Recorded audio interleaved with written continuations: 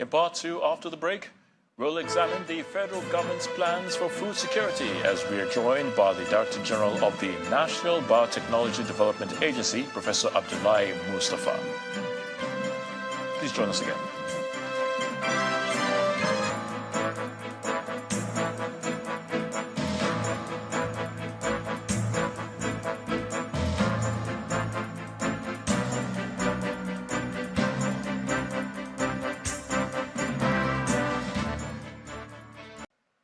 All right, let's now get some more insight into the government's plans to ensure food security.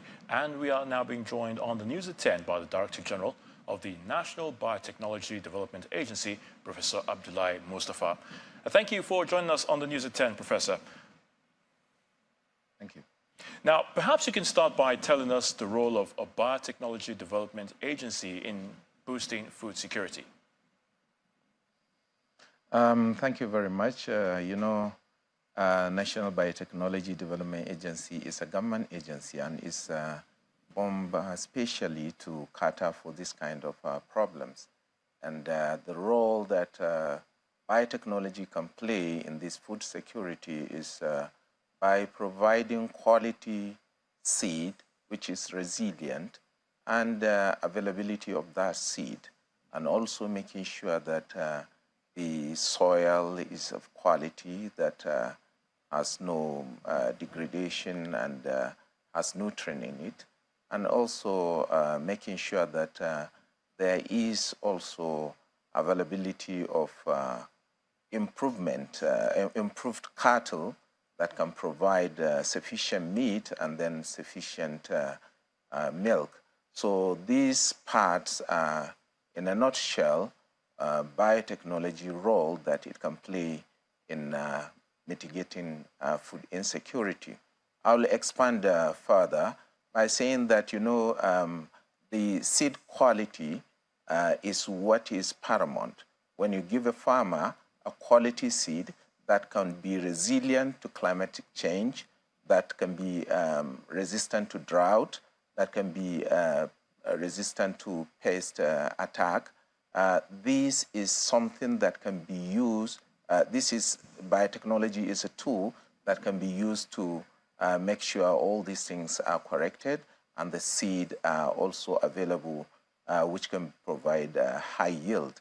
And if you can recall, I had an interview here in Channels Television that the quality seed that we provided for cowpea is available, and that is why, if you look at the index this year, it is showing that we don't have shortage of cowpea, because this cowpea is of high yield, and then it's resilient to pest attack, and then it is something that is very easily managed by a farmer, because the quantity of chemicals that can be used to spray is very, very much minimal, and at the same time, that minimum quantity helps to preserve the soil quality. All right, Professor. And if you look at it, Professor, the farmer also is making a very good saving by that. So when we look at that angle,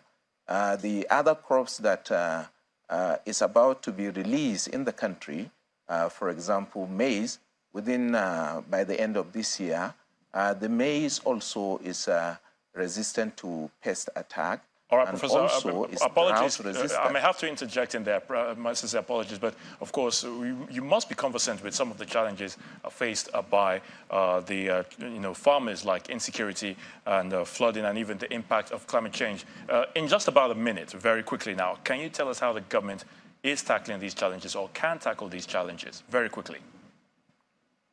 Well, let me talk on biotechnology, because this is an institution of government, and the biotechnology can come into that. For example, the issue of flooding, there are researches that is going on for rice that is resistant to flooding. Some of the rice has been released already that can resist flooding, that can stay underwater for at most 2 weeks underwater, that is in the condition, under the condition of flooding. And this is a very, very important milestone that we have seen in the country.